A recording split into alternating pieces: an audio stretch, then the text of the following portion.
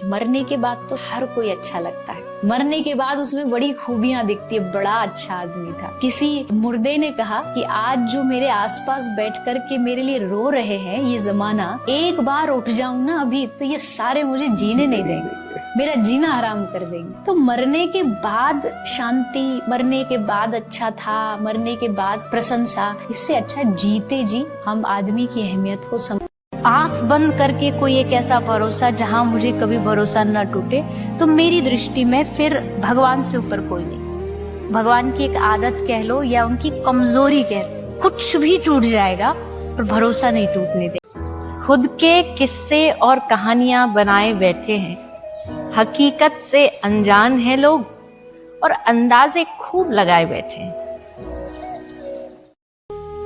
बस 2 बातों की गिनती करना छोड़ दो, खुद का दुख और दूसरों का सुख।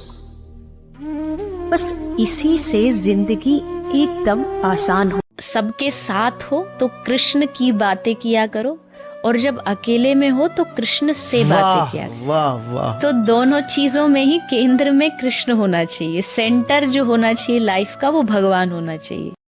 एक बात बताऊं, इंसान को बादाम खाने से अक्ल नहीं आती, बल्कि जीवन में ठोकरें खाने से अक्ल आती। हमेशा तैयारी के साथ रहना साहब, क्योंकि मौसम और इंसान कब बदल जाए इसका भरोसा नहीं होता। संबंध हो तो कृष्ण और सुदामा जैसा, एक ने कुछ भी मांगा नहीं और दूसरे ने सब कुछ दे करके एहसान जताया नहीं। अकेले रहने के लिए हमेशा तैयार रहो, अकेले जीना भी सीखो। हर समय जरूरी नहीं कि आपको साथ देने के लिए एक रिश्ता ही चाहिए, एक दोस्त ही चाहिए। मुझे लगता है कि दुखी होने के 2 ही सबसे बड़े कारण हैं।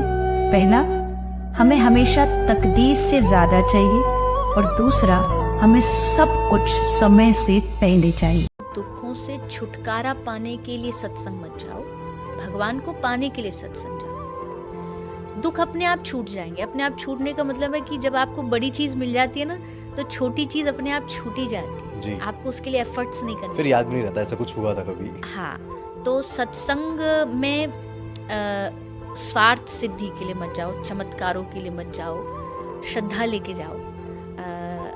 हमारे शास्त्र कहते हैं कि शंकर भगवान से बड़ा कोई वक्ता नहीं और पार्वती जी से बड़ा कोई श्रोता नहीं। जब भी वक्ता और श्रोता की बात आती है, 2 नाम सबसे पहले आते हैं, और वो दोनों किसका प्रतीक है? श्रद्धा विश्वास रूपिणम। मतलब श्रोता है श्रद्धा और जो बोल रहा है वक्ता वो है विश्वास। वक्ता में जब विश्वास बोलेगा, श्रोता में श्रद्धा सुनेगी, तब जाके ज्ञान प्रकट होगा। ज्ञान मतलब गजानन गणपति जी। तो ये आई थिंक इस भाव से सत्संग में किसी के पास भी हमें जाना चाहिए। भगवान कहते हैं कि अगर आप चाहते हो कि आप चिंता मुक्त रहे अपनी लाइफ में, अपने जीवन में, तो सबसे पहले अपनी इच्छाओं को कम करिए। अपनी जो आपकी मांग है, जो डिमांड्स है, उसको थोड़ा सा कम करिए।